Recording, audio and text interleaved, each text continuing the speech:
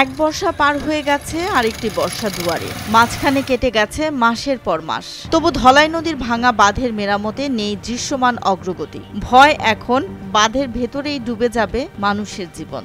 আমরা বাচ্চা কাচ্চা বাজারাত করিয়া অতি সহজে চাউলের বস্তা দিয়ে কিনতে পারি না, অনেক কষ্ট। মৌলভীবাজারের কমলগঞ্জ উপজেলার রহিমপুর ইউনিয়নের ৩ নম্বর ওয়ার্ডের ৫টি গ্রামের লক্ষাধিক মানুষ প্রতিদিন হেঁটে চলে এই ভাঙা বাঁধের উপর দিয়ে। বয়স্ক এক নারী বললেন, অসুস্থ, চলতে পারি না, কিন্তু কি করব, ভাঙা রাস্তা, গাড়ি আসে না, তাই হেঁটেই যাচ্ছি। এটা ভাঙা দেওয়ার কারণে গাড়ি আসা যাওয়া করে না, আটকে যাইতাছি, অনেক কষ্ট।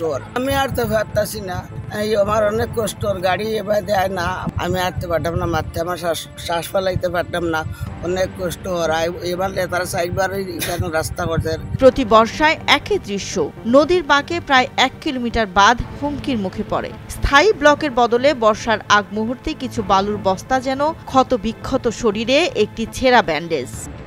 ফানি উন্নয়ন বোর্ডের এরা আইয়া বিভিন্ন নমুনার রংরূপ করে তারা করিয়া ৪টা বস্তা ফালাইয়া যায় তার একটা বাপ করিয়া যে আবার ভাঙ্গা হইতো, আবার তারা খাওয়ার সুযোগ সুবিধা নেই। আমরা প্রায় সময় ব্লকের কথা কই যে ব্লক ফালানির কথা, কোনো ব্লকের সুযোগ সুবিধা করিয়া দেয় না। তাহলে আমরা ওটাও ছাড়াম যে যদি আমরা এই সাইডখানো ৪টা ব্লক পড়ে, তাহলে আমরা এলাকার মানুষ যাতায়াত করতে আমরা সুবিধা হইব।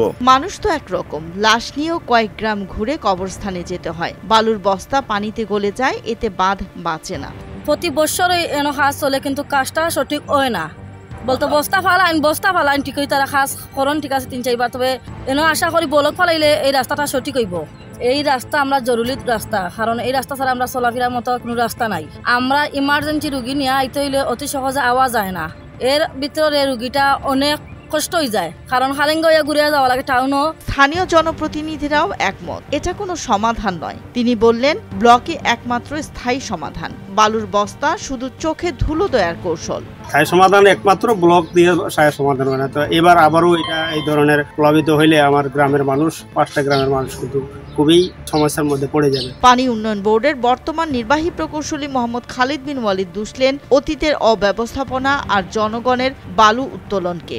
নদীর পাড় থেকে বাঁধে কোনো সেটব্যাক না, যখন গাড়ি ঘোড়া চলাচলে গাড়ির ভারে এবং ওইটা ধসে যাচ্ছে, বালু উত্তোলন ওখানে তো করতেছে। সব মিলাই একটু টার্নিং এর কারণে এই জায়গাটা টিকতেছে না। ১৮ লাখ টাকা টেন্ডার অলরেডি আমরা টেন্ডার করছি, হয়তো আমাদের মে মাসের ১৫ তারিখে ওপেনিং হবে, ঠিকাদার নিয়োগ করবো। বাঁধটি নদীর বাঁকে থাকার কারণে বর্ষায় স্রোত বেড়ে যায়, বাঁধ টেকসই হয় না। আবার স্থানীয়রাও বালু তোলে, এতে ক্ষতি হয় আরো বেশি। জায়গাতেই বালু তুলে আর কোনো মাঝে দূর দূরান্ত যায় না।